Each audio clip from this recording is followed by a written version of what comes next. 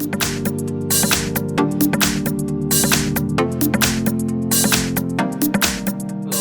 in front of me I've got Samsung Galaxy Tab S8. In this video we'll check if this tab has slow motion feature. In order to check it, let's enter the camera.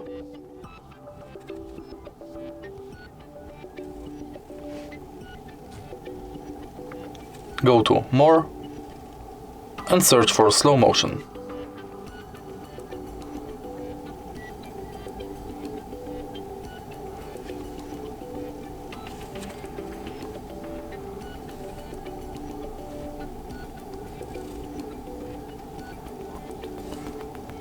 Unfortunately, this tab does not have slow motion feature.